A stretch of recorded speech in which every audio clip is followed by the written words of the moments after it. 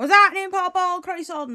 Hello, peoplings. Welcome back. I am Tigress, for those of you who don't know. I'm doing a video on why Let's Plays are dead. So, I've been wanting to do this video for a good long while now. And then I came across a video like a few months ago. I say a few, it's like 7 months ago, which is mad.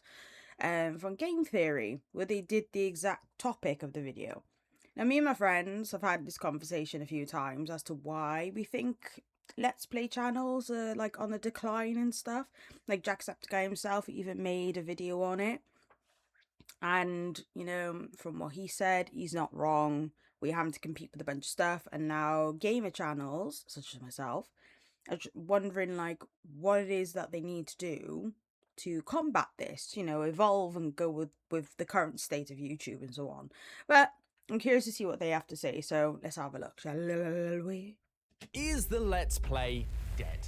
A format that once defined YouTube in the mid-2010s now feels like it's become a smaller and smaller piece of this digital empire. How did this happen? Why did this happen? And more importantly, is there anything that can be done to save it? Hello, Internet! Welcome to Game Theory, the show that is back on the green screen. And you know what that means. It's time for another fun meta discussion about the gaming world. As you do. You've all seen the title, you've all seen the thumbnail, and the cold open, I hope. Don't tell me you skipped it. Ugh. Go back and watch it. I hid a secret in there for you and everything. And for those of you who did watch it and found that secret, thanks, good job. But while we wait for the others, why don't you hit that subscribe button? They should all be done in around 5, 4, Yeah, I didn't 3, even clock any secret. 2, It is what it is, and I'm not going back. Welcome back. Now, where was I? Oh yeah, this video's main topic is the Let's Play dead? It may seem like a strange question to ask. In its simplest form, a Let's Play is someone recording themselves playing a game and also recording either their voice or their face so that the audience can get their reactions, as well as capturing silly moments. Game Grumps. Videos Oh like my this God, I were remember that. everywhere in the 2010s. They launched tens of... Going forward.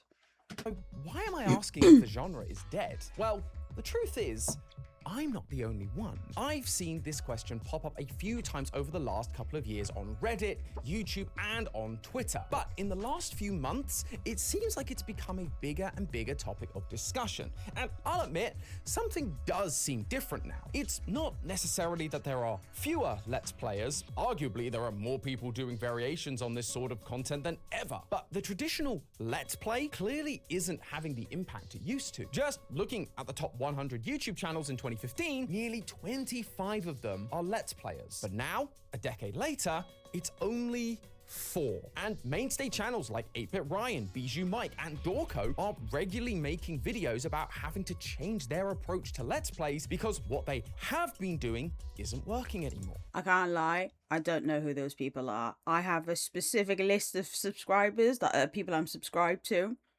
and that be it. Because when I was younger, I did like try to like branch out to different people, but as I've gotten older, I'm just like, I can't be arsed. But I do still subscribe to like newer people if I find their content and stuff like that, or like someone tells me about them. But other than that, no idea who these people are, just for context. So, today, I wanted to take a look back at the history of the genre, how it came to be, how it evolved over time, and ultimately, where it's going in order to truly answer the question, are Let's Plays dead? The other thing as well, he's not wrong in what he's saying. Like, what he says is not wrong. The genre is extremely oversaturated with thousands and thousands of channels that do gaming vids. But where it used to be more about watching people's reactions and enjoying their personalities for the fun of it, like, you know, because that's what it was all about. Making you feel like you're playing along with him with like a friend, or for the whole, you know, for like a whole vibe sort of thing, like a wholesome vibe. Like it was a nice thing back in the day. It still is if you find the right people, but that's what it was. It felt like you were playing with a friend, or you were watching a friend play, or like, you know, your older sibling. I don't have siblings, but I have older cousins, so that's how I can assume.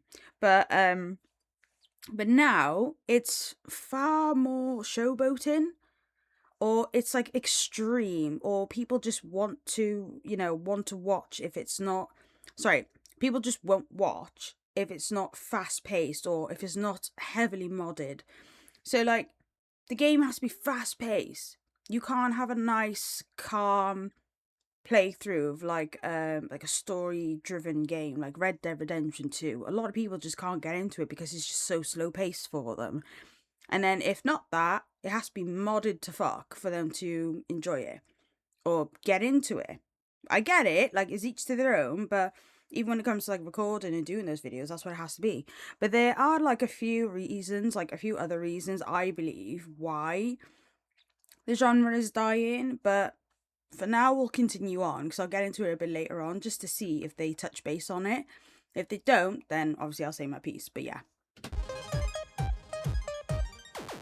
The foundation of the Let's Play actually begins well before Let's Plays are even a thing. Gaming, nearly at its very conception, was designed to be played with people. You could go to the arcade and either watch someone beat the high score or play with someone else. You could go round to your friend's house and play couch co-op or go for a LAN party. Even one of the earliest games, Pong, was a two-player game. Gaming was designed as an inherently social activity. Some of my fondest memories are playing games like Crash Bash with my brother on Saturday mornings before my mum and dad woke up. But what would you do if you didn't have people physically around you and you wanted to share your experiences with other people who also enjoyed that particular game? You took to this brand new thing called the internet. One thing though that he did forget to mention, right? Well, he kind of mentioned it a little bit, but I just want to kind of go from there. Because I do remember that game. I played that game at my cousin's house. Oh my god, I loved it. I love playing as Tiny or the crocodile guy. I can't remember his name, but I loved playing those games. I loved it. It was so fun. But yeah, so like the other thing is, like, the way gaming has evolved, it is crazy. Like, even before my time, I think even just a little bit before, like, my oldest cousin's time, like, it has changed dramatically. And even though I miss the generation of going to, like, the arcade with friends on the weekend or, like, after school, I do still have memories of going with, like, my family, like, either before or after we went to go watch a film. Because, like, the cinema nearby has an arcade in it, and it used to have such amazing games. And like even then on weekends, if we were like allowed, we would still go over there and like, have a bit of a play. Then we'd go back to like my nan's, and then we'd watch TV or play games or whatever. But yeah, the games used to be so good. And I'm talking like late 90s, early 2000s. Like I remember there's one machine where it was like an electric shock machine, and it had like Uncle Fester on the top of it, like when Addams Family was like a really big thing back then. You had to hold on to these metal bars, hold on for your dear life until like all the bulbs lit up to the very top one. And like it just like it didn't shock you. It was just like vibrated and like tickled your hands, and you had to hold on for long. I didn't see anyone complete that one.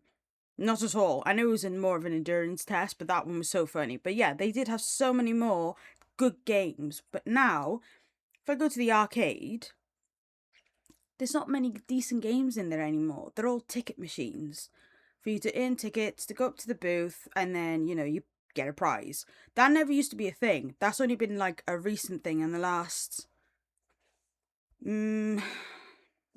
I want to say the last 8 years, 9 years, something like that. Borderline decade. Yeah, I think the last decade, that's been the thing. Hello, editing one here. I wanted to reiterate about this when I said that this is a new thing in the most recent decade. So it's new for the arcade that I used to go to often, like the one in the cinema near where I live.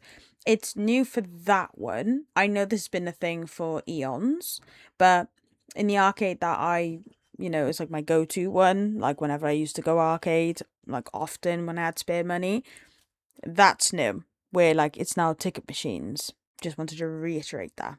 Continue. But it's just not the same anymore, and obviously arcade culture has like died out, and no one really does that anymore. Like the third spaces are like disappeared, so there's not much to go out and do that. But then the other thing I wanted to say, that, like I said, even though he kind of missed it, he did touch on it. Like, just, what was it? Like, the one thing was that before the internet became like even though the internet's always been a thing, but before it became like what it is, or even what I'm assuming he's about to build upon, was that you would go to your friend's house to play the game. So if they had the same console as you would physically take your copy, or your physical copy, go over, play the game, or you take the entirety of your your console over to your friend's house or like your family's house or whatever to play those games, or they would come over to you. And I don't think they even do that anymore. I know we have online, but I don't even think that's a thing anymore. Like, you, like, it's just, the internet had its, its time to shine. But in the meantime, that's what it was at that point in time. And I do kind of miss that. That's how I ended up finding out about like a bunch of other games from like going to other people's houses and stuff like that. Oh, it was a grand old time. Oh, what a time to be alive. And the exciting new world of online forums, specifically a website known as Something Awful. While the exact origin of the Let's Play is a little ambiguous, it's widely understood to have started here. This place was all the rage in the early 2000s, being the place memes like "All Your Base Belong to Us," "How Is Babby Formed," and Chuck Norris facts gained their massive popularity. In 2004, a user called Slow Beef took to the site and began uploading screenshots of his playthrough of Metal Gear Solid 2, leaving comments about the screenshots that vary from informative, like we'd expect from any normal walkthrough, and snarky, like we'd expect from a normal Let's Player. This style of thread began to pick up traction, especially when people could start commenting and guiding the actions taken by the player. Oh my god, yeah. So this made me laugh. Like, obviously I didn't have access to the internet as a child. It's only if I went to school, my cousins, and that is it. Other than that, I did have a PC at home, but we had no internet at home, so the only thing we could do was play solitaire. And like the PC-ROM games I bought was not compatible for that PC, so I couldn't even play those. So it was either solitaire, pinball, or fucking paint. That's how I spent my time on the PC. It was so funny until unless I got access to someone's house that had it. But what makes me laugh about this is that not only that, but if you were over, like, if you ever stuck on like a game, the only way you would have been able to get past it was that you'd have to hope to God that your friend had beaten that segment of the game and they would teach you how to do it. And if you still couldn't do it, they'd have to come over and do it. Or you'd have to ask like your older sibling or your older cousin or whoever to do it. And then if that was the case, if you did have access to online, then you would literally you'd have to read a step-by-step guide in like pure detail, written detail of how to like find stuff or how to defeat stuff. I remember, and like even with like the cheat codes, this is where like the type of websites you get them from at the time, because my cousin went and done that for Grand Theft Auto Vice City. And like you can have like the infinite, you can have the flying cars, the infinite ammo. You can make Tommy Vercetti look like different characters. It was so funny. And then like, it was one game that I love with all my heart and soul called Scalar. I got stuck on something and I didn't know what to do. So I asked my cousin when I seen him next, and he went and looked on the guide on like these websites and printed off the fucking playthrough for me. So I had it with me, so I knew what to do if I ever got stuck. Because if you didn't have that, then you'd either have to borrow or buy a field guide for that game. Like my cousin borrowed the Kingdom Hearts one when he played it the first time. Like me and his sister would watch him play it. And then I bought the one for Breath of the Wild because trying to find all the fucking shrine locations through video was driving me insane. So I bought the field guide. And I love it! I do wish we have more field guides because they're so fun. I love the field guides. But obviously we have the internet and everything else in between. But sometimes I just can't be asked to go looking for all these fucking forums and crap. I just can't be asked. But I digress. But yeah, let's get back into it. Sorry. Again, this is just bringing up so much nostalgia. Let me carry on. At the time, meaning things went completely awry. But circling back to that sense of community and playing with people, not just on your own. This led to the term Let's Plays being coined in 2005, as in, let us play. And that year might sound familiar to you guys. It's the same year a little website called YouTube became a thing.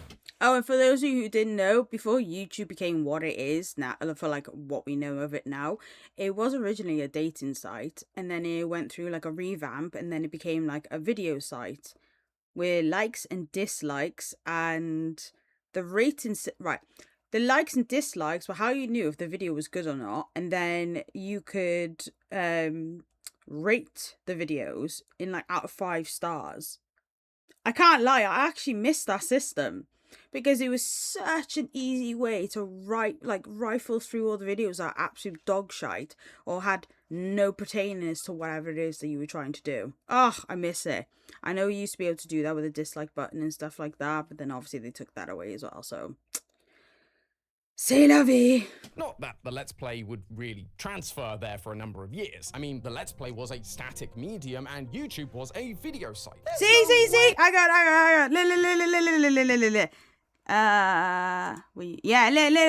See, rate this video out of 5 stars, and then it would tell you what the rating was. And then this is how you used to share it. Oh my god, you could flag it as inappropriate and like favorites, favorited, how many times, how many comments. Oh, I miss this system. It's a simple system. I say simple, but like there was just something about it that was just so nice. Like I know what we have now is even simpler, but like you don't understand.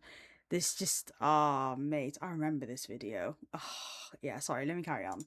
Video site. There's no way these two things could work together. Until they did. On January 4th, 2007, Slow Beef began doing a Let's Play of The Immortal for the Sega Genesis, otherwise known as the Mega Drive for my fellow Europeans. Way Europeans! It started out like every other Let's Play Slow Beef had done up until that point. Then he threw the internet a curveball. Test. Okay. Windows Media this is Player. Slow Beef. I usually like to add something a little crazy to my Let's Play threads. That, my friends, is a video clip with commentary. Slow Beef said he'd like to add some little extra thing to his Let's Plays, but this isn't just a little something. This was a genre-defining moment. It actually, like, it genuinely was, because obviously now we have what we have today. But then to top it off as well, this also became a forum for people, like, where communities started to form as well. Like, for example, what's his name? No Man. He went on a website. I'll have to look it up. He went on a website after completing Shadow of the Colossus and doing all, like, the nitty-gritty stuff to seek out all its secrets. And then it was like a whole forum of theories. And even to this day, it's still being added on and so on. Like loads of people are coming up with their own theories about the game and so on. There's just so much about it that like this, mate. Anyway, it's just so much that this genre did for the internet in a good sense. But we'll get to that anyway. This led to people like fellow Something Awful user Proton John to start doing player commentary Let's Play videos later that year. The same year that YouTube introduced something you may have heard of, the YouTube Partner Program, where if you reached a certain threshold, you could have ads play on your videos and you'd earn a cut. Suddenly, you weren't just uploading videos for your friends or communities online. This could be an actual job. And this was also the moment where a lot of people, a lot of kids, myself included, where we were taught, stop playing video games. You can't have that as a job, when the only job pertaining to video games at that point in time, at the time and before that, was either working in a game shop, becoming a video game tester, developing video games yourself, or working for like one of the companies of any way, shape and form. Those are the only ways. But now this is a thing. As the years went on, more and more people began to jump on this style of content, like Nintendo Capri-Sun, Chugga Conroy, raocow, Paul Soares Jr., Ethos Lab, and of course, PewDiePie.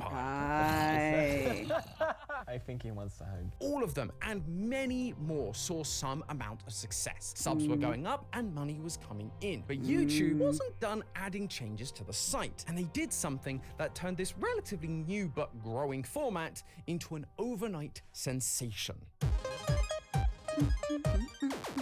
In October 2012, YouTube announced that they were changing how their algorithm worked. Before this point, the algorithm would recommend videos based on the number of views it had. If it had a lot of views, clearly a lot of people liked it, and so YouTube would spread it around more, which led to people gaming the system with clickbait thumbnails, titles, and opening Oh, good lord! The fucking clickbait epidemic. Oh my god. Okay, even PewDiePie made a song about it called "Put Boobs in the Thumbnail, Bitch." Fucking love that song still to this day. But yeah, like, the clickbait thing was ridiculous, right? I know it did get worse as time went on to what it is today, where we have like these fucking AI-ish esque looking thing, like the whole Mr. Beast thumbnail. I hate those thumbnails. And what it is today, but some of you won't even know about, like I said, the boobs in the thumbnail era. Like, almost every single person out there, the women included, boobs in their thumbnails because it got clicks. They put a certain title in, chuck like a thumbnail with like some form of prestige, and then it was a whole thing. Oh my god. because it didn't The nostalgia. matter if the viewer stayed for the rest of the video. The view had already been counted, and so they'd be put in front of more people and gain more clicks and online fame.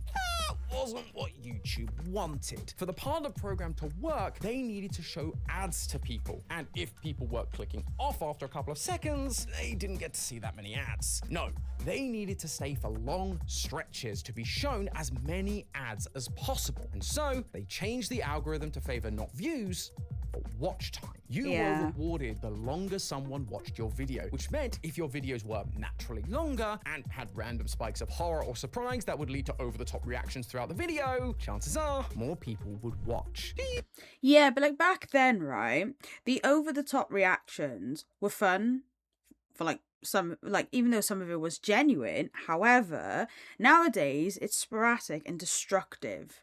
So like, for example, right, if you go back and watch any of like Markiplier or PewDiePie, especially like their older vids where they were like playing Amnesia or whatever, or like even Slenderman, and playing those games, right?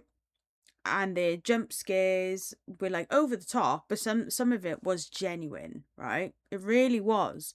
Whereas now, if there's a jump scare, yeah, fair enough, it does get them, and it tends to be genuine. But the more overreaction that we get nowadays is where you see like people like, I know he's a streamer, but like you see people like IShowSpeed or whoever, like I think it was Kai Cenat, or it was someone along that line. And like, even if he wasn't that, there was like people who actually did videos where they'd go off and like drop kick their monitors and stuff like that. Like, why?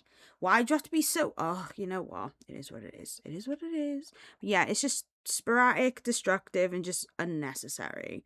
They have to go over the top, like taking that extra mile when you just don't need to. Ugh. You see where I'm going with this? Let's Plays, along with daily vlogs, became the new kings of the platform. Oh my god, yeah. Okay, so when daily vlogs, right? When daily vlogs became a thing, it changed everything. Even to the point where, like, where like iCarly was created. It's fucking mental. That's how much it influenced everything.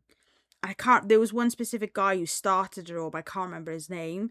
Absolutely mental. Leading to gamers we've mentioned like PewDiePie growing at much faster rates and launching the careers of some other now well-known faces who only started recently. Who's that handsome guy up in the corner? It's me! Hey everybody, Oh my god, look how Dan here young from he the Diamonds is. Minecart, and today I'm starting a brand new adventure. Hello, all you beautiful Jack! people out there. Plus, this content was relatively easy and cheap to produce. You Yes. obviously had to be entertaining, and that's not always an easy feat, but back then, there was very little editing involved. Mics and webcams weren't that expensive, and games weren't $80 yet. Oh, if only you knew the horrors that awaited Mark. I'm sure one of your indie horror reactions would have fit perfectly with the recent Nintendo Directs. Oh, okay, right. Yeah. Christ alive. Not only that, right? Again, not only that, it was more about the personality of the person you were watching. And of course, when games came out, they weren't that expensive. Like, I'm sorry, no game was worth that amount of money. Ridiculous. And they were complete. Like, did some games still have bugs? Yes. Did it, like, completely cripple your gameplay? No. Or at least not, like, as far as I'm aware. But it is just ridiculous. Like, again, no game is worth that amount. Most of the games that come out are not even finished, like where they've been rushed and these people just had to meet deadlines and stuff like that, and I get it. But they've got the mindset that because, like, if a game goes out, they can do updates and patches as they go along, then it's fine. But back then, the game had to be finessed. It had to be complete. It had to be double checked, triple checked, quadruple checked to make sure it was fine. And then, of course, if there was something wrong, then they would recall it. But the point, fucking hell, I didn't realize what to do. Anyway, oh, his face. Yeah. So like, it was just a thing, and now it's just ridiculous. No, again, no game is worth this amount. I know this is in dollars, but like even the equivalent in pounds, which is like £70 to £60. No game is worth that. I'm sorry. No. I did see one game that was like £80. It wasn't even like a collector's edition. Sod off. And Nintendo's a greedy fuck. Mark over here, afraid of all the high prices. Let's go back to how this change in the algorithm helped Let's Players to grow. Thanks to the low cost of production, it meant you could very easily pump out daily, sometimes even twice daily videos. This time was also the rise of indie horror games, namely Amnesia, Slenderman, and Five Nights at Freddy's. Games that were hard to beat, had loads of replay value, and were full of jump scares, giving us some of the most entertaining reactions to watch from the comfort of our own beds. And this was when Mark became king of Five Nights at Freddy's. I don't care what anyone says. Oh, God damn it. What happened? Oh, it's a chick! By 2013, PewDiePie was... Oh, it's a chick! Oh my god, yeah, like, I know I said Slenderman before, but like, oh my god, Slenderman and Amnesia were like the cornerstones of gaming back then, right? Then Five Nights at Freddy's came out and just added to the mix. It was just a crazy time, like, it really was. And this is back when like indie horrors and like horrors specifically were like the #1 genre, whereas now it's more battle royale and all that crap. The most subscribed channel on the platform. By 2015, 25 of the top 100 YouTube channels were Let's Players. People even began wondering whether Let's Players could affect game sales. But while YouTube was happy to keep feeding their audiences these long advertiser-friendly pieces of content, something was bubbling under the surface in audiences. Videos had become much more curated, more heavily edited, and Let's Players themselves had gotten so big, it felt like it was impossible to really know them anymore. It no longer felt like sitting down with your friend to watch a video. You were watching a celebrity. To be fair, the creators were feeling this too, that videos were less authentic and that they had less of a connection to the audience who got them there to begin with. And that desire... Oh, and that was also when people started to do oh fuck, what they called? When people started to do videos that was like connecting to the audience. Audience engagement, that's it. Like when Jack used to do his laugh videos. What did he call them? Fuck, I'll have to look it up. But like, you know, I may play the intro to it because I used to love the intro. L is for lovers who love one another. A is for ass, of which I like to eat. U is for you're the only one for me. G is for the only gamer I see. H is for happy, I always feel it. When you put it together, what do you get? Put it together, what do you get? What do you get? What do you get? But yeah, they used to do like viewer engagement stuff, like nowadays when people do like Reddit videos and stuff. became an opportunity for the classic Let's Play to evolve and for for a competitor to swoop in. Ah, okay. Right, okay. So, a few things before we get on to like the whole Twitch era. Jesus Christ, I forgot when that became a thing. Good Lord, I was there for many things. I am Aslan. I was there when it was written. Okay. Yeah, so the major thing back then were developers allegedly, I have to say allegedly, were worried that if people were watching people play their games, like if they were watching YouTubers play their games, then no one would buy the games themselves. But as you can see from today's standards, that's just not the case. For example, Amnesia, Slenderman, FNAF, lots of people bought the game to experience it themselves, as well as to experience it with like their friends or like maybe family members and stuff like that. So there was always a case of like, because I remember like when Wolf Among Us came out, and where like PewDiePie was like playing it, a lot of like developers were like kicking off, going, "Oh well, you know, if you're doing it, then no one's gonna buy it and do it themselves," and that's just not the case. Then, if you look at like Until Dawn as like the best example there is, the it just like swept the genre like a craze. People watched multiple YouTubers for their reactions when that game came out and still went on to buy the game themselves, like myself included. But like it did also feel like YouTubers were all like, you know, like the ones we knew and loved had reached like a celebrity level of status, which it did feel less like we were watching, you know, like watching people play games like you were with your friends. It was just something else entirely. But not all let that go to their heads, where like you do have some people like just unfortunately let it go to their heads, and then they ended up becoming very, very, very, very much the scumbags that we know and despise today. But it is what it is. But yeah, and now, oh good Lord, onto the Twitch era. Christ. Now, Twitch had been around for a bit at this point. It was founded in 2011 as Justin TV, if any of you remember that. It offered a different yet weirdly familiar kind of experience. It removed the need for things like editing and thumbnails. You could just turn on a camera, boot up a game, and play. Obviously, this was a huge cost save for creators, but it also brought back that old school feel of early YouTube.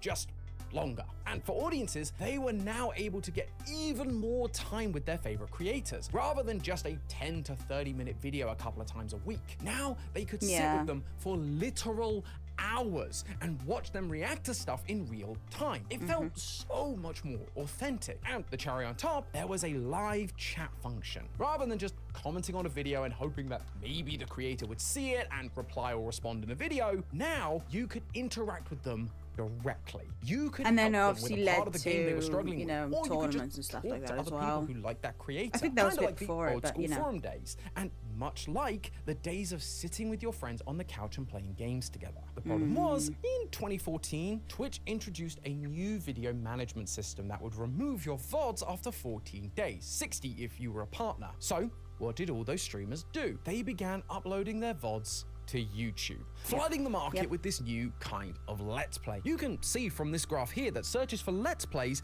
begin to fall around this time, and searches for live streams begin to go up. Yeah, so when it came to that, I remember, like I said, I remember when it happened, it was a mad time. I remember trying to get into it, like into streamers, but it just wasn't for me. And like, I didn't like I hated the interface. I hated the interface and how it worked, and I just happily stuck to YouTube. Plus, sometimes YouTubers would go live, like a little bit later on, I think, because I don't think they had a live feature at that time, like the same time as Twitch. I think it came a little bit later on. But yeah, Twitch was just not for me. I've started to get into it recently, but like at the time, Twitch just was not for me. Absolutely not. 2014 and 2015, Twitch's unique viewers increased from 55 million to 100 million. And so YouTube obviously took note, releasing its own gaming live streaming platform, YouTube Gaming, in 2015. And again, this causes Let's Plays to drop down in popularity. But as you can see here in June of 2016, there is a moment that the two searches cross. Live stream overtakes Let's Plays. Why? Because this is when Twitch introduced cheering, where users could donate to creators in the form of bits. So rather than subscribing to a streamer for $5, you could now donate a single bit worth 1 cent, making it much more affordable for younger audiences to support creators they liked. And it was a great way for a smaller creator to earn extra income alongside YouTube ad revenue that they were usually getting. Since then, live stream as a term has continued to rise, while Let's Plays have continued to go down. Interestingly enough, at the same time, searches for gameplay also went down, while reaction went up. That was the other thing, right? I forgot about that. I didn't have the money to subscribe, nor to donate in the form of bits, and it was at the time where a lot of creators began shifting to. Oh yeah,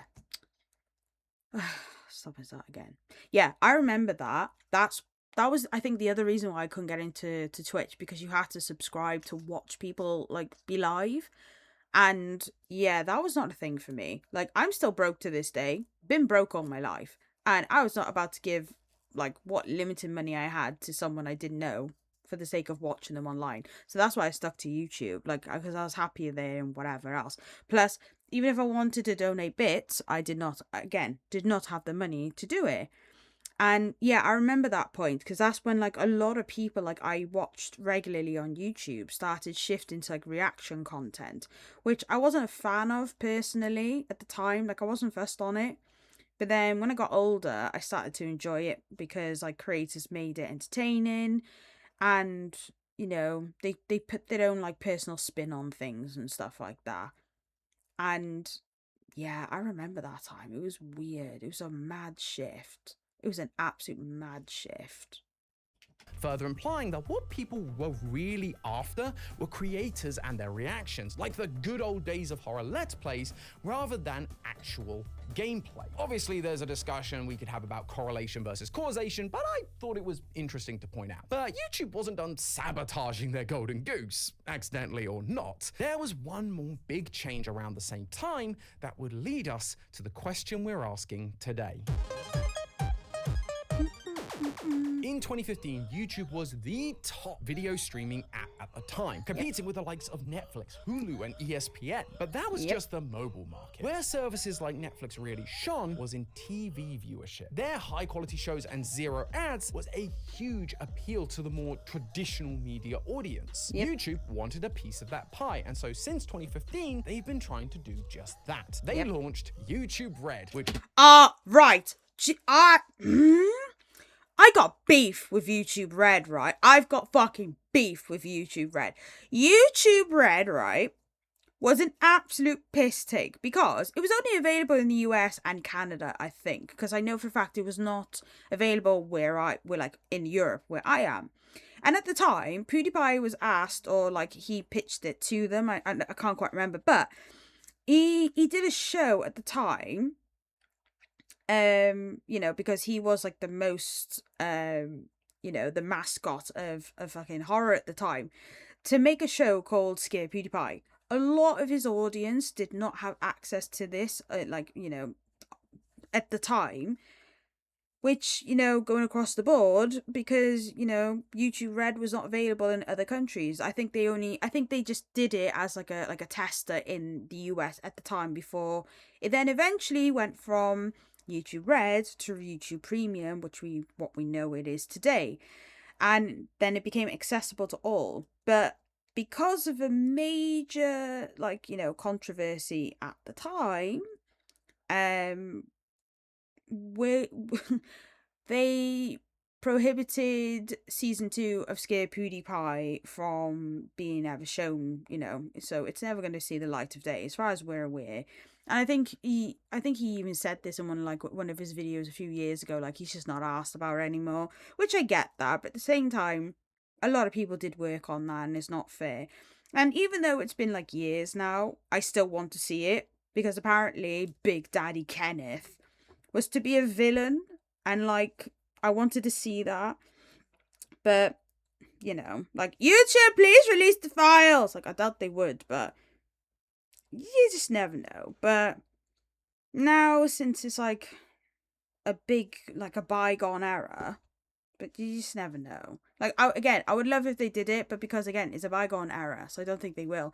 It's the same as how channels used to be back then. It's just a point in time now. Everything's changed, and if anyone tried to do that nowadays, they're seen as cringe, which is really sad. But yeah, that's my beef with YouTube Red, because I say a lot, there was a few creators who ended up doing like their own shows or films and stuff like that with it, but we didn't have access to it until it morphed into premium.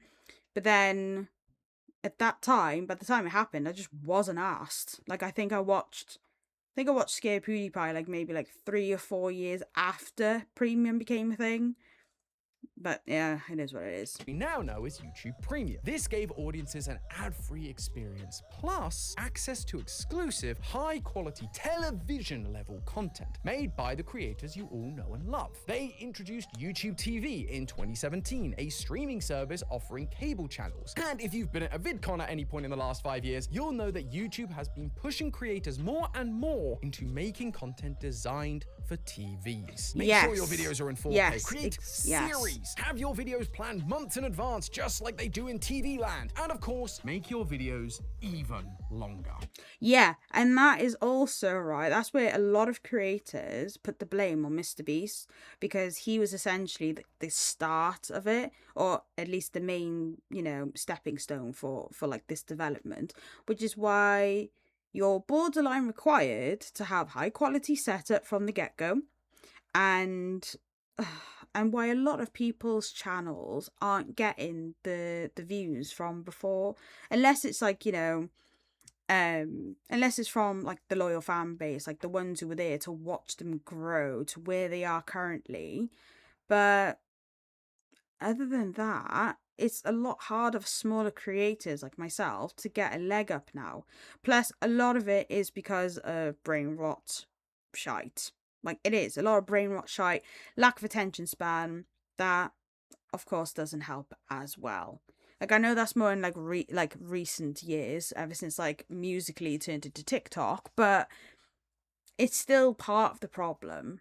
Like, a lot of like, unless you, like you said, unless you've got like TV quality, most people don't watch it. And now this is why also a thing with like the thumbnails has become such an issue, where like you may have seen it where like YouTubers change their thumbnails often, like maybe 3 times in one day, just because it's not generating the views, so they have to switch it to generate more like clicks for people to watch and so on. It's really sad. It's really ruining, but it is what it is.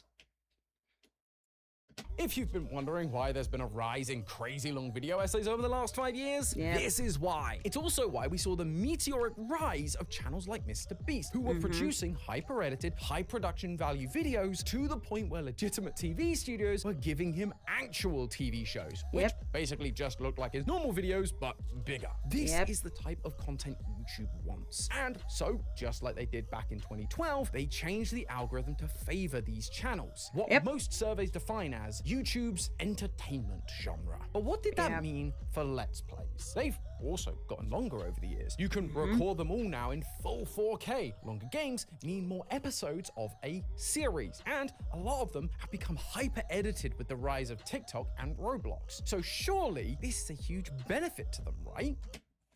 No. Because I don't know what he's about to say, but I thought, oh my god, that freeze frame. It actually, like, in my opinion, it actually damages it. Because if you're trying to appeal to a younger audience, you have to have over-edited slop, which is why, like, I despise TikTok with a passion. But sadly, it is one of the best ways or forms of self-promotion, unfortunately. Also, I don't believe in 4K. I think it's overrated in every way, shape, and form, and it's just ridiculous. Like, I want to get a new TV and I can't because they're all fucking 4K and they don't have the adapters I want. It's stupid. Just let me... I say, it's so stupid, but it is what it is. Sadly, doesn't appear to be the case. While, yes, on a technical level, Let's Plays do tick all of those boxes, it lacks the one thing that the entertainment genre has: its appeal to mainstream audiences. Again, people like MrBeast are making shows that regular audiences want to watch. They're reality shows with a YouTube twist. But even if it's in 4K and well edited, it's much harder to convince the normies to watch someone sit at their computer and scream at gameplay. Don't get me wrong, I love Let's Plays. Besides this channel, they were some of the first ones I ever subscribed to. Yeah, I'm the same. I think my first subs were to Smosh. Who else? Yeah, Smosh, PewDiePie, Markiplier, Cinnamon Toast Ken, Jacksepticeye after a while. KSI, because someone in college told me about him, and I was just like, who the fuck's that? And then obviously when the Sidemen formed, and then there was like a bunch of, others. Like, I might list them, but I don't know, because it is a long list, and that, you know, bear in mind, a lot of them don't upload anymore. Oh, and of course, Tobuscus for like his songs, like his literal trailers. Lonely Island as well. Oh, good lord, God. Channels were so amazing back then, because it was like the equivalent of going on someone's like Bebo or MySpace or Facebook page, and it was just their personalities on display. Like, oh my God, back then channels, like, they had their own lore. Like, sometimes you'd be on a channel, and then people would be like, what the fuck is this? Like, new watchers, like new viewers would be like, what the fuck is this? And everyone would be like, you don't understand the lore. You have to go back and watch like from the start to understand the lore and stuff like that. Like, for example, right, Jacksepticeye had a villain in his channel called Antiseptic. And then Mark had Darkiplier. Oh my God. Oh, and PewDiePie had Barrels and Stefano. Oh my God. And then it was so good. And of course, the channels had like their own greetings as well. So it wasn't just chat. Oh my God, it was so good. It was so good. Like, I don't know. Not every channel had this, but a lot of them did. A lot of them had like a name specifically for their audience. Like Daz Black, like if you've watched Daz games, he calls his viewers the Dazzlers, not chat. Whereas like a lot of YouTubers have let go of that and have switched to chat, which I don't like. And like even PewDiePie would call his audience the bros, like the bro army. Ah, what a glorious time. Ah, yeah. But it's hard to deny that Let's Plays just don't meet the threshold for what normal audiences, and therefore YouTube, consider to be high production value. There's not multiple cameras, there's no characters or story arcs for the people on screen. It sadly just falls into the same old trope that YouTube is just kids in their bedroom with a camera. And yeah, it's true, but it also it made us, it was like a proper sense of community at the time, though. It was lush. Like that was like what I just said just now about like the whole like the like PewDiePie would call them the bro army and so on. It gave a proper sense of community, and oh my God, like I know people like fans are still horrific and toxic to this day, but you did not see some of the battles between communities at the time. Good Christ, it was a whole thing. YouTube desperately wants to shed that stereotype. I mean, there's a reason why when PewDiePie and Markiplier were asked to make YouTube originals, they made much bigger shows rather than just big, more... Oh my God, I forgot about the fucking heist of Markiplier. I think his first one was one that he did on his channel by himself, but it was like multiple choice, and it was called Date with Markiplier. In like I said, in the same fashion of like multiple choice. It was so funny. Oh my God, I forgot about that. Because I remember a lot of people's Google accounts got blocked or were they blocked? Yeah, I think they were blocked because he was like, okay, because he went live when he did it like for like people, like when he was streaming it, and people were like, he was like, okay, spam heart or spam this for like whatever option you want me to take, and then whatever's like the most spammed, I will click on it. And because of that, many people's like accounts got locked or blocked or banned or whatever because they were spamming it, and they were seen as like bots or whatever it was at the time. Oh my god, that was so funny. Oh, YouTube, like the internet used to be such a great place. It really did. Or high quality Let's Plays. YouTube has always known that Let's Plays don't translate, and so now it's less prioritized in the algorithm. Yeah, it's sad, but it's true. So that's the history of the Let's Play. And so it's time to answer the question that kicked all of this off. Is the Let's Play dead? Well, honestly, it depends on what you define as dead. If you're talking about Let's Plays being the juggernauts of the online industry, then it would be easy to say yes. More and more of those classic OG Let's Players have slowed down their uploads and began making new content, or movies, or apparel, or food. And the day In all fairness to that, as they say, if you've gotten like big on YouTube, like you've got a decent income and so on, like for example, like in Jack's case, he's made his own coffee brand. That's like smart. He's got his own business on the go. So if he doesn't do YouTube anymore, he's still got an income. PewDiePie switched to different content because he said that he was retired. So he started doing vlogs, but even now he stopped doing vlogs. I haven't watched that video yet, but apparently he stopped doing vlogs, which I understand because he did say he wasn't going to do it forever. He was going to do it up to a certain point when his kid got to a certain age, then he was going to stop. In Mark's case, he, over the years, if like you've watched him, so you sort of like know what he's about in terms of his content, not that I know him personally, he has always wanted to do like, he's always wanted to make stuff. He's always wanted to do something big, which now he has done it. He made a film based off of an indie game. He's doing very well. Fair play to him. But yeah, so as they say, when you get to a certain point and you've earned a certain amount, you have to branch it out elsewhere, which is why, again, with the whole Logan Paul and KSI, granted, they made Prime and then they tried to do Lunch Leaves with Mr. Beast, which did not go well. But that's the whole point. And then like a Sidemen, they've now got their own clothing brand, even though they've always had their own clothing brand. But now like it's branched out a little bit more into like certain types of apparel, whatever you want to call it, clothing, and so on. And like other people have invested their money in other things. Like granted, some people do take the piss when it comes to the money aspect of it because they know their fans will buy anything, almost anything. But it's just a business move because people just basically shift. Like the thing is, a lot of these YouTubers started their channels when they were like 16 or 18 and going up. So they've obviously changed, and when they hit like a certain maturity, they change.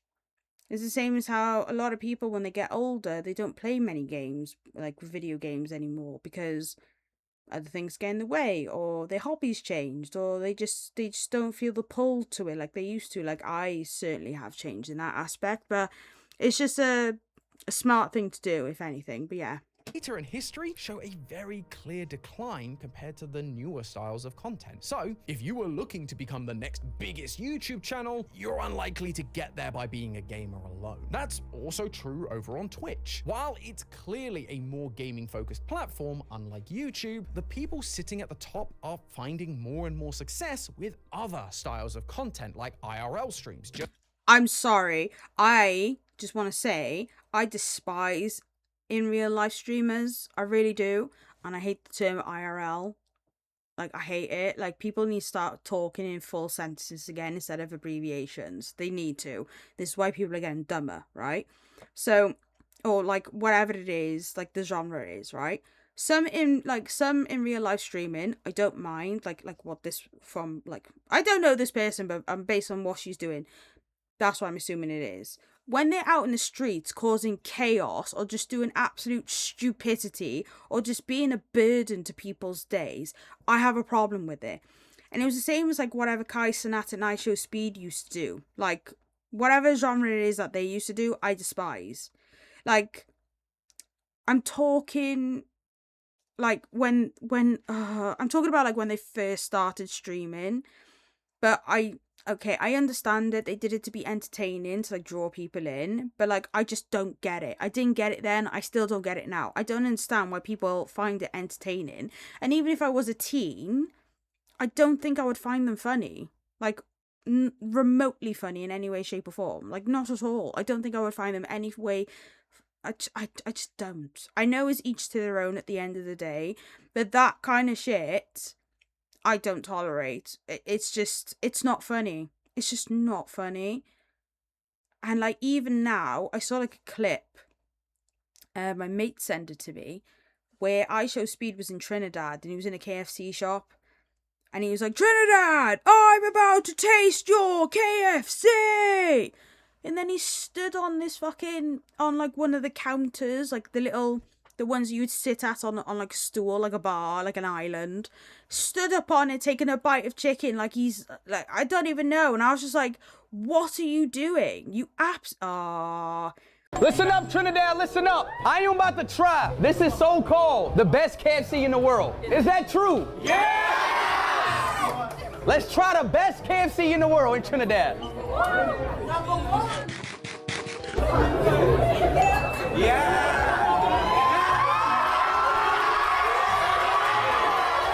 Trinidad! Trinidad! This is KFC! When people start to misbehave in such a manner, I know they're trying to be extra because you have to be outlandish to get ahead on like Twitch especially, and like sometimes on YouTube. But like when you're behaving in such a manner, it makes me angry. Behave, man. Like fucking grow up. No, I'm sorry. No.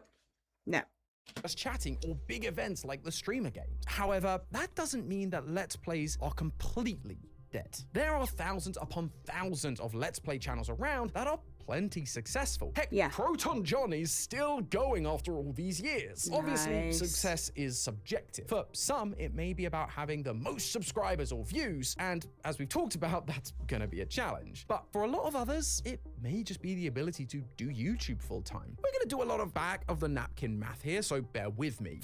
Okay, before he gets into the napkin math, but yeah, he's not wrong.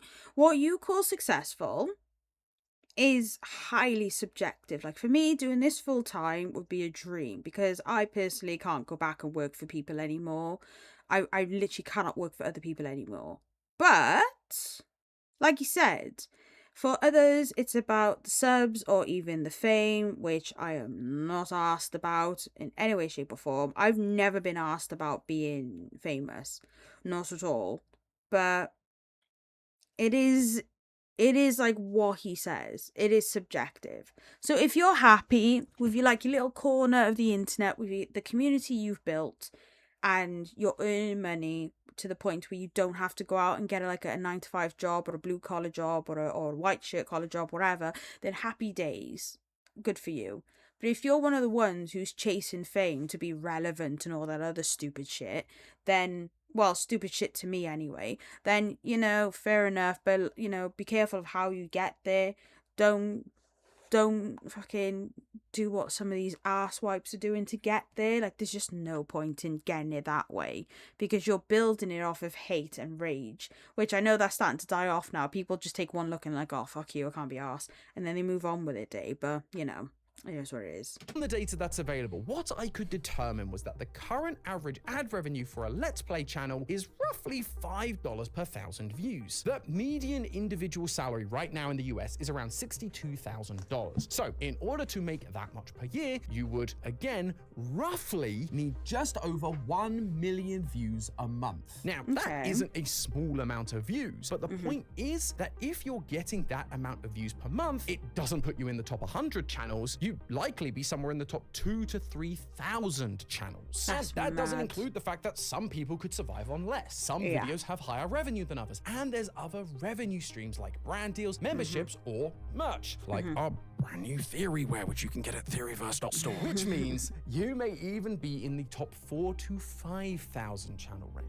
Of course, subscriber numbers don't directly translate to revenue, but it gives you a rough idea and goes to show that while being a Let's Player might not make you an overnight sensation anymore, they are definitely still around, and I would consider them successful. Success is what you make of it after all. Finding your key push. What is it that you bring to the table? And if you stay true to that, success, money, all of that will follow. If you put money and success first, you'll either burn out or people will begin to see through it and slowly fall off. The medium's not dead, it's just different now. It's more like a semi-reliable office job rather than becoming a Hollywood superstar. Although that doesn't mean things have to stay that way. Just like Let's Plays have evolved from screenshots on a chat board to videos with audio to face cams to live streams, if we do want Let's Plays back on top, it's gonna take another evolution within the genre. If the industry is leaning into television quality programming with videos that appeal to mainstream audiences, then Let's Plays need to adapt to suit that. We're already seeing some sense of this with videos like the Minecraft Civilization series. Let's Plays with characters, storylines, cinematic camera angles. But clearly, we need to go further. How exactly we do that, I'm not sure. But I do know that this kind of innovation can't just be all about the data. It has to be driven by the thing that made all of these channels blow up in the first place. Passion. Doing what you love. Maybe one of you watching has that drive and is able to take the things I've talked about today and apply it to your brand new Let's Play channel, evolving the genre and breaking into the mainstream market that YouTube is so desperately pushing towards. All I ask is that if you do manage to achieve that, when you're up there accepting your Emmy Award, just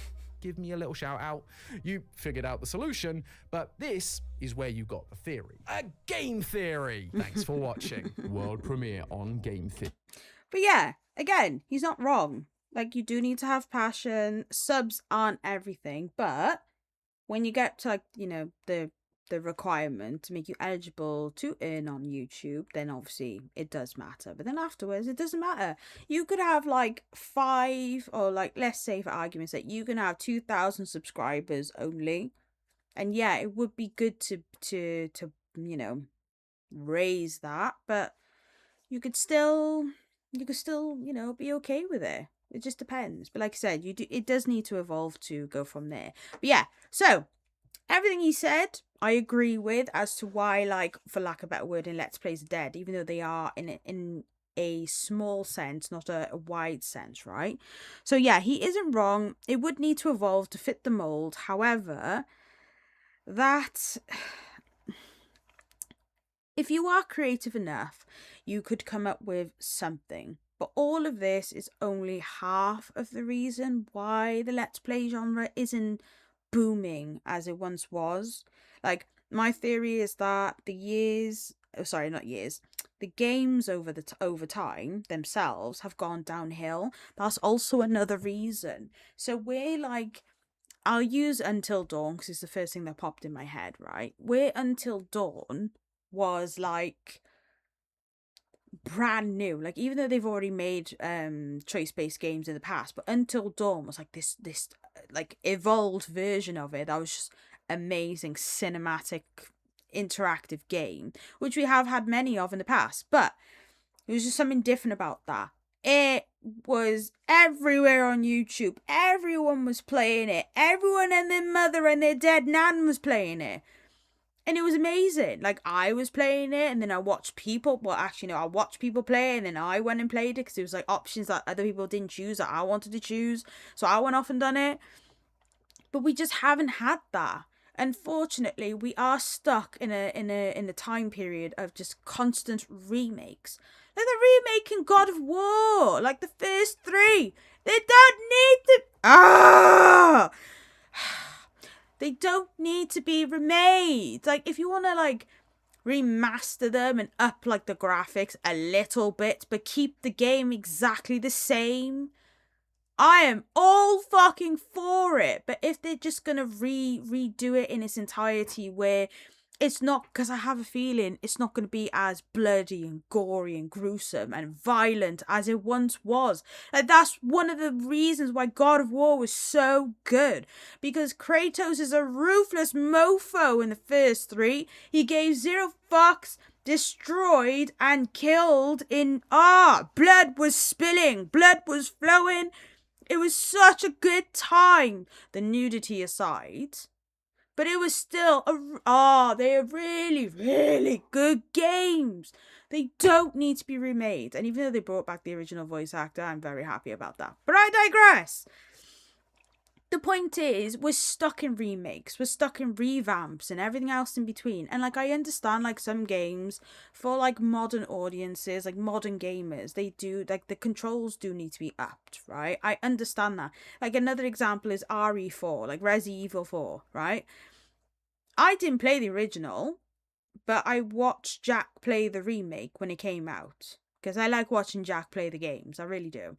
And then I was like, you know what? Let me see if I can find gameplay of the original so I can see what the comparison is and see what the differences were. I saw the differences. I was like, I understand what he's saying now, where they took out certain things and they should have kept certain things in and so on and so on. Like, the one thing that they took out was that Ashley would go in a bin. Like, if you pointed towards a bin, she would run in a bin and hide in like a dumpster. Whereas in the remake, she would go into a cupboard, like a little locker, and then to get it out, you'd be like, okay, Ashley, come out the cupboard, and then she'd come out. Whereas in the original, you would whistle. I get why they changed that, but like, I love that. Like, they should have just kept it because it was a product of its time. Sorry, I'm going down a rabbit hole. I've already done a video or something about this when I talked about the trailer for the new God of War remakes and stuff. But anyway, I digress. But the point is, we're stuck in a time of just constant remakes, remasters, and reboots. Not all of it needs to be remade. Not all of it needs to be remastered. Not all of it needs a remake. No, we don't need that. We don't need the constant of it. And because it's such a constant thing, we've gotten to that point now where everyone's just fed up. There's nothing new coming out. And like I said in my video about this, I don't include indie games, because indie games have always had like different things and so on. They've always had different genres within its own genre, like different themes, different styles, whatever, but they're all still indie, and you can tell, like, they're all really good. Like Bramble, I won't shut the fuck up about Bramble the Mountain King. I love that game. It's so good. Do you know how many games that could be made with various other mythologies outside of fucking Greek? I know Greek is like the most beloved, and Egypt is the joke is Egypt is the most beloved, and yet they only do films with that one, whereas the Greek one, they do both games, books, and thing. I know they do books for all of them, but like there's plenty others. Like, there's like a few things in Africa I've heard about that, like, ooh, that'd be a really cool film, or be a really cool book, or be a really cool game. There's just so much, but they don't do it. Like, you know what I'm dying for?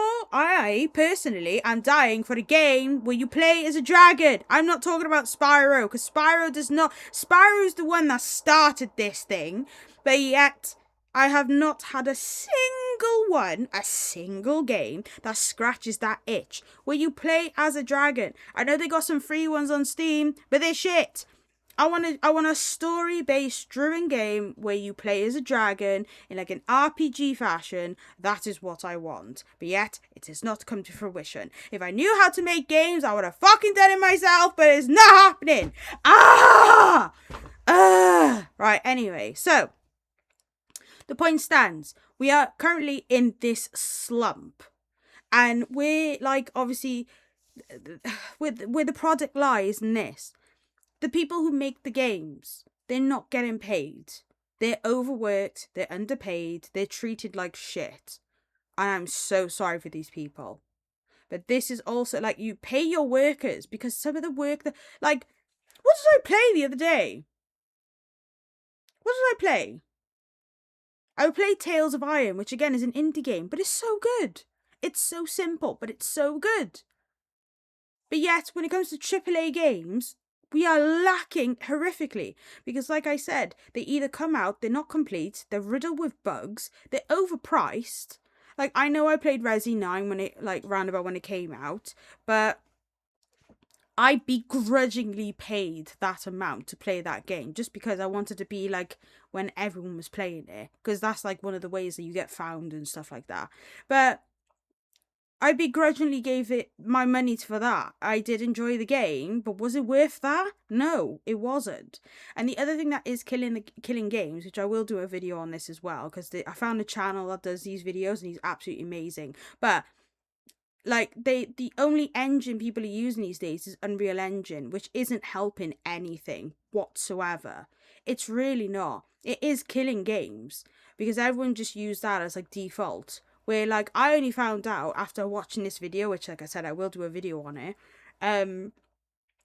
that Sony came up with an engine called the Dream Engine, which is why we had all those amazing games like Silent Hill and Resident Evil and all those other games that came out on like PlayStation at the time, whether it was on PlayStation 2. Like, I will forever stand by this. PS2 gaming era was like the best era of games. We had that. We had GameCube, we had the Wii, we had, what was the other one? I'm going to include Xbox 360 because it is true. Like, that era of gaming was the best era of gaming. We have not had an era like that since. Like, the only one I can think of on PS4 was Red Dead 2. Like, that was the best game to come out on it, in my opinion. Nothing else has come out since. I was just like, oh! Maybe God of War, the reboot with his son. Maybe that one, because I had so much fun with that. But I understand why people hated it for being an RPG. But anyway, I digress. But the point is, these people are overworked, so they're just handing out shite. They're doing remakes and remasters of the same shit over and over again, and they're repackaging it to us, but yet people are actually buying it. To top it off, the whole prospect of that you don't own your own games, like you don't own your games, that's also another reason why the gaming community, like the gaming scene is dying. And then they want us to fork out subscription after subscription where the prices keep going up for unnecessary reasons. And then even to the point where if you get a game for free during those subscriptions, if you cancel the subscription, you don't have access to it. Like, I pretty much paid for it with the subscription, therefore it should be mine. And then, like I said, I want to play like Pokopia as well, but I'm not buying no Nintendo Switch 2 where I don't own the game. I'm not doing it. I refuse. So I'm just going to have to go without and just watch other people play it, unfortunately, unless someone gifts it for me as a gift. That's not happening. So, yeah, those are like some of them, like everything that was said in this video from Game Theory is correct. Because of the evolution of the evolution of YouTube and how YouTube is now wanting all of this, because YouTube used to be all about its creators, but then like I said, when the shift happened back in 2015 2016, that's when it started to become all about the advertisers. Because it used to be a case of you would end up finding out about bands and other musicians and stuff like that, because people at YouTube, like the YouTubers, would use their songs in their videos, and then people would go looking for them like a free advertisement. Now, if you do that shit, you get copyright to fuck. Like you can't win. You literally just can't win. Which is why I get why people like watching Twitch, like doing stuff on Twitch, because you can play songs and so on and so on and so on. But on YouTube, you get copy strike to fuck. And even if it's a game or a show or a film, that's over like 30 years of age. Like the rule of thumb should be, if a film is, or if any form of media is over 15 years, you should not be allowed to copyright it, because that shit is not on TV, is not on air, is not on anything anymore. So there's like a bunch of reasons why this genre is dying, because people used to chuck songs in with their videos with their gameplay and stuff like that, and even like past games, you get copy striked from like the music in the game itself. What are you supposed to do? It's so annoying. And I know, like, and I respect the developers that put in streaming safety ones so that people don't get copy struck. That's so nice of them, and I appreciate the ones who do. But like, again, that's the other thing, where developing studios keep getting shut down. Like, who was it? But was it Bethesda? I think it was one of them. They bought out one of the studios. I can't remember which one, and then they shut it down. Why? What's the why? And then with like the rise of AI and all that shite, like they're trying to use AI to like make games and stuff, and I get why, to like tweak a few things, fair enough, but like, no, what are you, like, oh my god, if I had the money myself, I would make a studio. I would literally make a developing studio. I would pay my workers well. And we would make good shit again. Because people are, like, these fucking corporations and they're fucking, what are they called? The investors or the partners or whatever. They're all too scared to take risks. And recently, I've gone back and played a bunch of older games. Graphics aside, they were so much better. Story, music, atmosphere, everything beautiful. Same goes for the films. Beautiful. But yeah, that's why I think the genre is dying. Because when games come out, there's no hype, there's no buzz around them. And like, not like it used to be. Like I said, when Until Dawn came out, everyone was playing it. It was everywhere. I know, like, when Subnautica 2 came out, like the early access, everyone was playing it.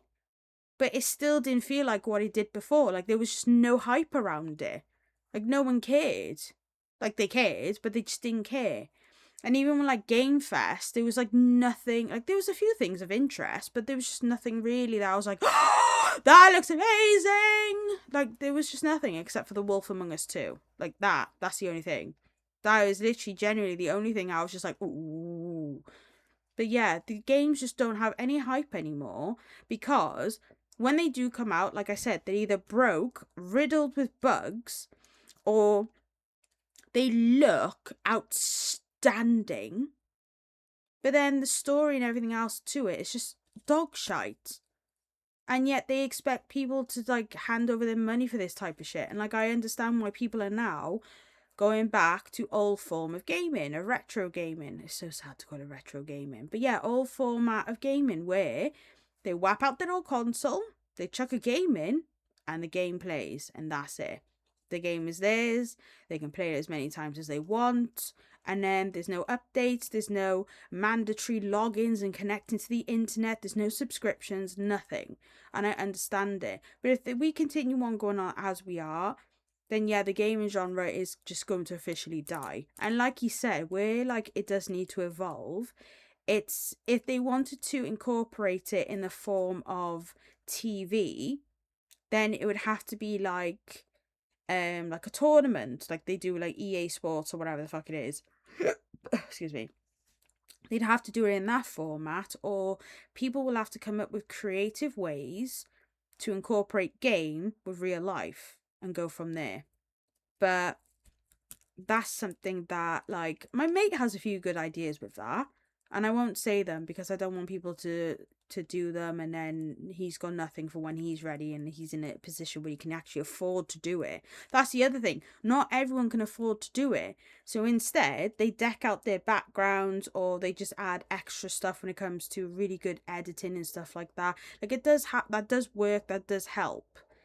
But it is sad that that is what it's now become in terms of having to rely on it. Whereas nowadays, everything has to be over edited. It has to be fast. It has to be swift.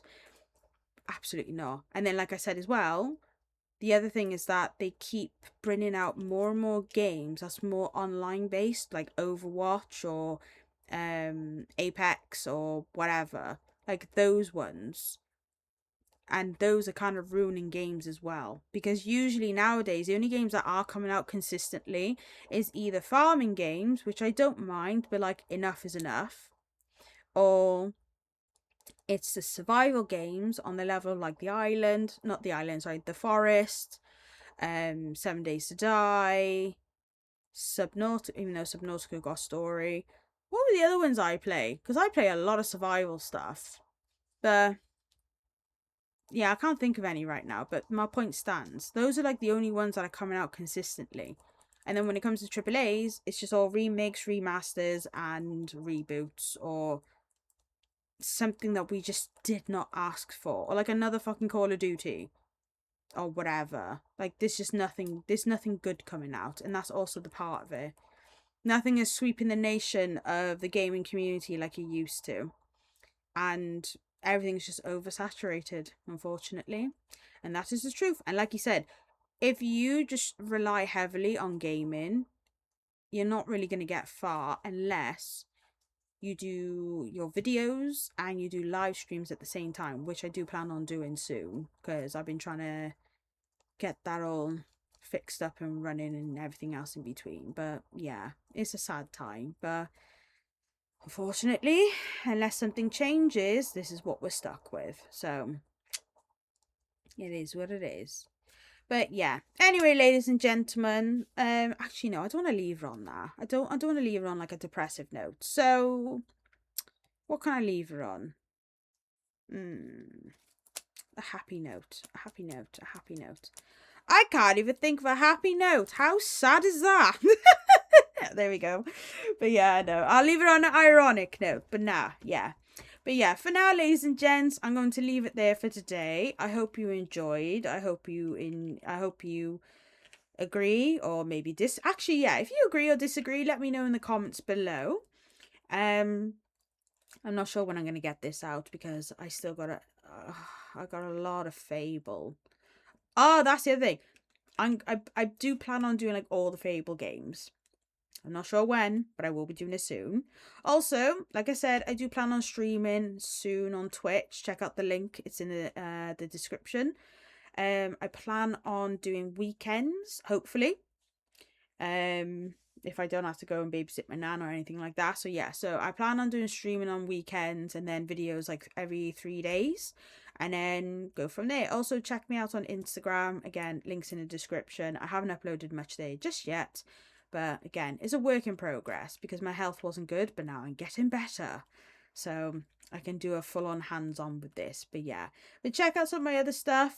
And like I said, check out the links. Check out as well my other video where it was like my first proper commentary one. It was a bit all over the place, but my point still lands.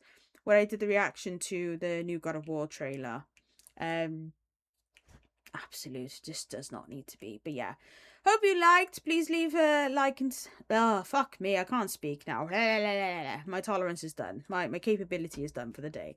But yeah, I hope you liked. Tell me what you think in the comments below. Please like and subscribe. Check out some of my other stuff, and I'll see you when I go to go live. Happy days. Oh, check out my live channel as well. So I won't be going live on this channel, but on that one I will. So when I do, I'll be double streaming on Twitch and my other one. Again, the link will be at the end somewhere around here. But yeah, either way, take care and have a lovely rest of your day, evening, and or good night. See you. Hi-yo. That was horrific. Whoa, whoa.